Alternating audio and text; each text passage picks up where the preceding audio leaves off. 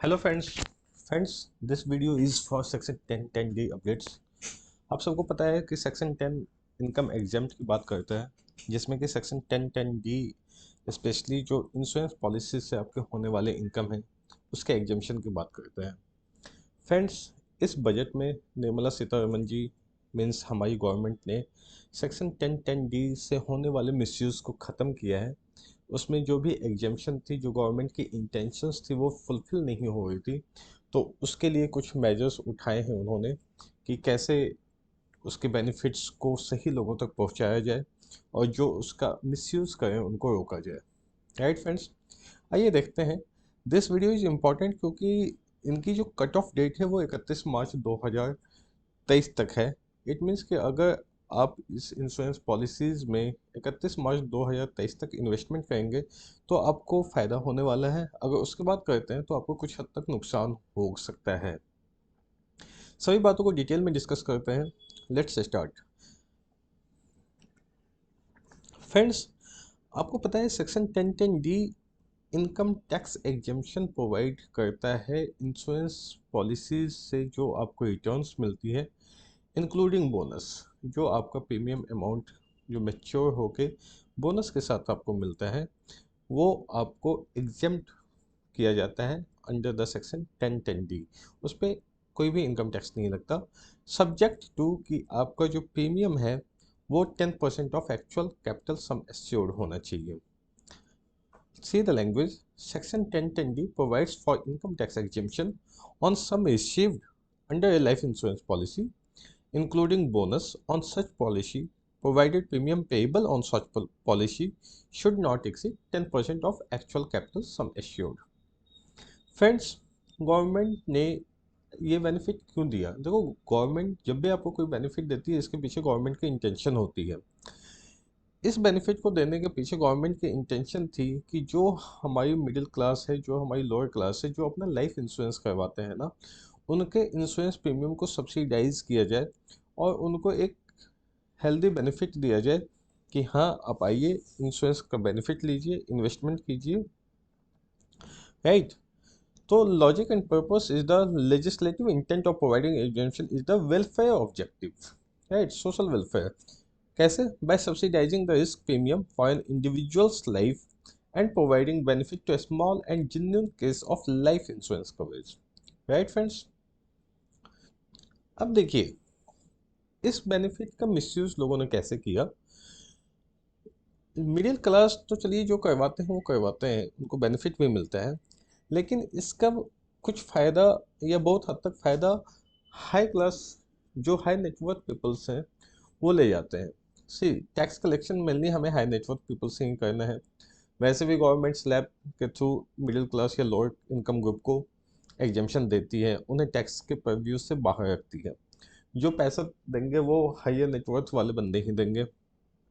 But अगर वो बंदे भी अगर टैक्स प्लानिंग करने लग जाएंगे या ज़्यादा टैक्स इवेजन करने लग जाएंगे तो देश कैसे चलेगा? बट बाय डिफ़ॉल्ट ये सब लोग करते हैं। इस केस में भी ऐसा हो रहा था। जो आपको इंश्योरेंस पॉलिसी पे आपको बेनिफिट मिल रहा था ना, जो एग्जेम्पशन मिल रही थी, उसे हाई नेटवर्थ वाले बंदे वो बेनिफिट उठा रहे थे और वो ज़्यादा से ज़्यादा इंश्योरेंस प्रीमियम में पैसा डाल रहे थे, ज़्यादा से ज़्यादा इंश्योरेंस प्रीमियम पे कर रहे थे, ताकि जो 30% के स्लैब में वो टैक्स पे करते थे वो यहाँ पे इन्वेस्टमेंट करके अपनी लाइफ इंश्योरेंस कवरेज भी लेते थे। 80C का बेनिफिट तो बहुत माइनर चीज़ हो गई, लाइफ इंश्योरेंस, और साथ के साथ इस पर जो उनको बोनस मिलता था, जो रिटर्न मिलती थी, वो सारी एग्जाम्प्ट कर लेते थे और पूरा 30% टैक्स सेव कर लेते थे। तो कैन यू इमेजिन कि इससे गवर्नमेंट के रेवेन्यू को कितना लॉस होता होगा? सी, government observed that such exemption benefit is misused by several high net worth individuals by investing in policies having large premium contributions as investment policy and claiming exemption on sum received under such life insurance policies. अब इसको रोकने के लिए government ने steps उठाया, और government ने steps इस बजट में नहीं उठाया, इससे पहले भी उन्होंने स्टार्ट किया। And that starting date is 1 February 2021। यहाँ पे कि गवर्नमेंट ने रिस्ट्रिक्शंस लगाया यूलिप पे, यूनिट लिंक्ड इंश्योरेंस प्लान पे।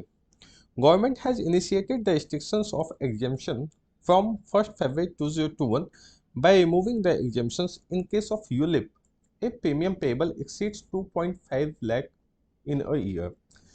अगर कोई पर्सन 2.5 लाख से ज़्यादा की प्रीमियम देता है यूलिप में, तो उसके लिए ये एग्जाम्पशन अवेलेबल नहीं होगा। मीन्स गवर्नमेंट ने ये कहा कि 2.5 लाख से जो नीचे इन्वेस्ट करें यूलिप में, उन्हें हम लोअर क्लास या मिडिल क्लास मानते हैं। 2.5 लाख से ऊपर इन्वेस्टमेंट करने वाले हाई नेटवर्थ पीपल होते हैं, इसलिए उन्हें टैक्स बेनिफिट नहीं दिया जाएगा। इसी चीज़ को गवर्नमेंट ने और एक्सटेंड किया इस बार के बजट में। On the parallel line, government has extend the restrictions of exemption on all other insurance policies also in budget 2023। सबसे पहले गवर्नमेंट ने यूलिप पे स्टार्ट किया और इस बार गवर्नमेंट ने जितने टाइप के इंश्योरेंस पॉलिसीज हैं सब पे ये एक्सटेंड किया है, राइट। उसकी डिटेल्स आइए देखते हैं।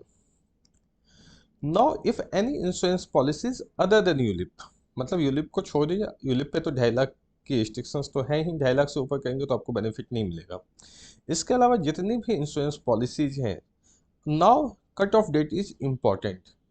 अगर ये पॉलिसीज 1 अप्रैल 2023 के बाद इश्यू होंगी, then income from such insurance policies having premium of ₹5 lakh और more in a year is propose to tax.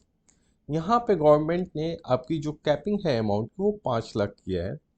Government कहती है कि अगर 5 लाख से नीचे दे हो तो कोई बात नहीं, तो आपको एग्जाम्पशन कंटिन्यू रहेगा। बट अगर 5 लाख से ज़्यादा दे हो प्रीमियम साल का, तो आप अमीर बंदे हो भाई साहब, आपको टैक्स बेनिफिट एग्जाम्पशन नहीं मिलेगा। तो उन सभी हाई नेट वर्थ इंडिविजुअल के लिए अब यहाँ टैक्स प्लानिंग ये है कि अगर आपको पैसा इन्वेस्ट करना है तो 31 मार्च 2023 तक आप पैसा इन्वेस्ट कर सकते हैं इंश्योरेंस पॉलिसीज में, उस मैक्सिमम बेनिफिट को 30% टैक्स को बचाने के लिए, right. Next point, if any individual taking more than one policies. अब अगर आप कहो कि ठीक है 5 लाख पे ये कैपिंग अवेलेबल होती है, मैं 2 इंश्योरेंस पॉलिसी ले लूँ 2.5 लाख के या 3 लाख के, तो क्या हमें एग्जाम्पशन मिलेगा? जी नहीं, आपको एग्जाम्पशन नहीं मिलेगा, क्योंकि ये capping aggregate of premium of insurance policies है। If any individual taking more than one policies having premium less than 5 lakh, then even in that case, if aggregate of premium paid is ₹5 lakh or more, then exemption will be withdrawn। मतलब आपकी combined premium पूरे साल की 5 लाख से अधिक नहीं होनी चाहिए, चाहे आप कितने भी इंश्योरेंस पॉलिसीज ले लो। 5 लाख से नीचे है तो आपको एग्जाम्पशन मिलेगा, 5 लाख से ऊपर है तो एग्जाम्पशन नहीं मिलेगा। The income is continued to be exempt if received on death of person, but for example term insurance है, उसमें पर्सन की डेथ हो गई, 5 लाख से ज़्यादा का प्रीमियम अब दे रहे हैं, तो क्या उस केस में आपको एग्जाम्पशन मिलेगा या नहीं मिलेगा?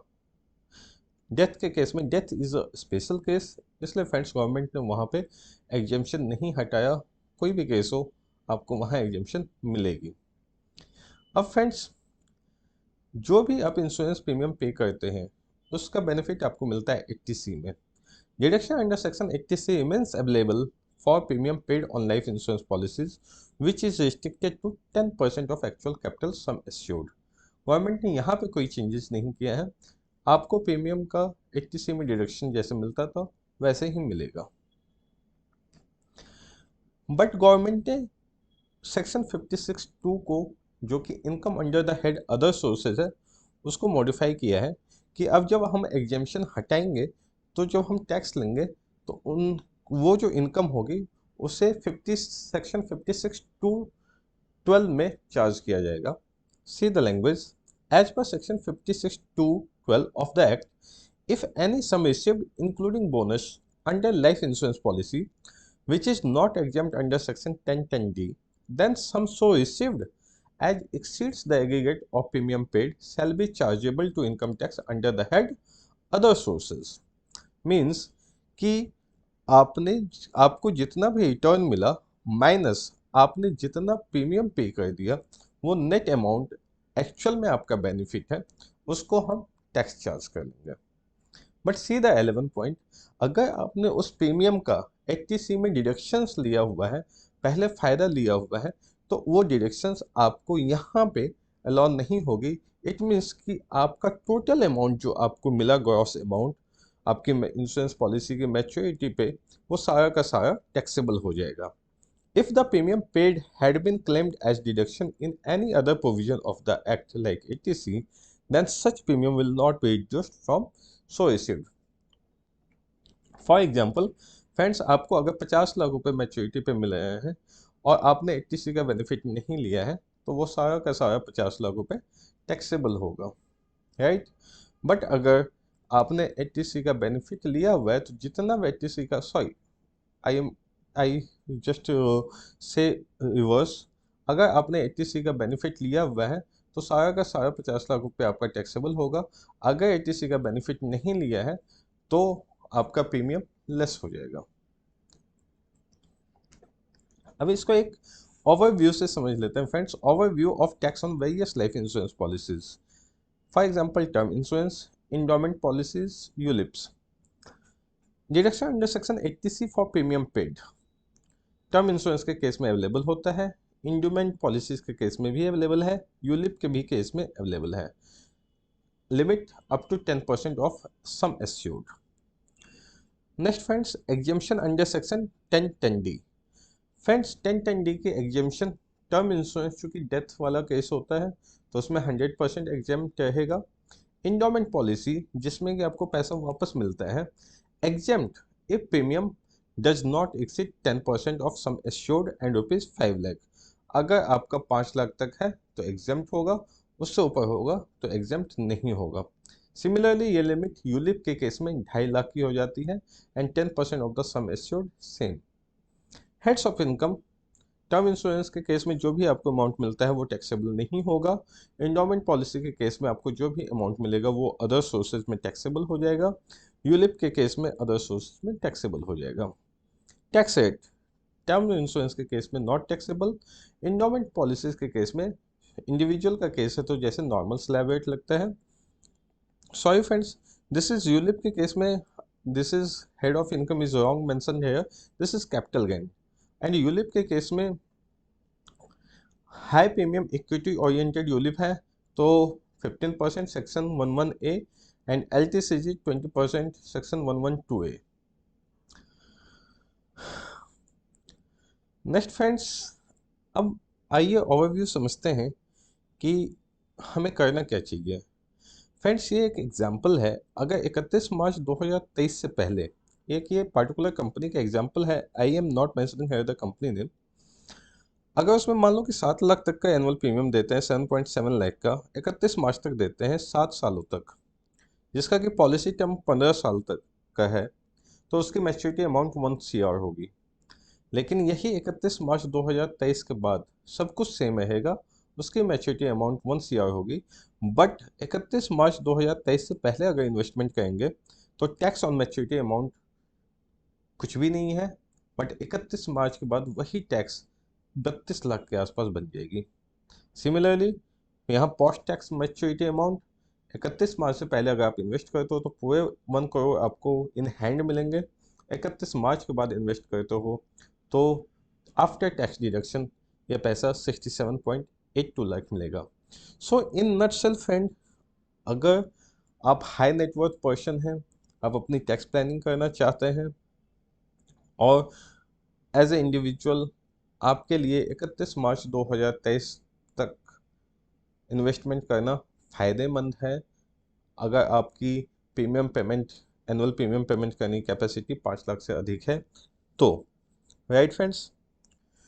और नहीं तो फिर आप 31 मार्च के बाद अगर लो इनकम है तो कभी भी कर सकते हैं, ये बेनिफिट आपके लिए अवेलेबल है ही। बट अगर आप हाइयर नेटवर्थ पीपल हैं, 5 लाख से ज़्यादा इन्वेस्टमेंट करना चाहते हैं साल का, तो आप 31 मार्च से पहले पहले, this is the cut off date, आप उससे पहले इन्वेस्टमेंट कर लीजिए and this will be beneficial for you. So thank you friends, if you like the video, like share and subscribe. Thank you.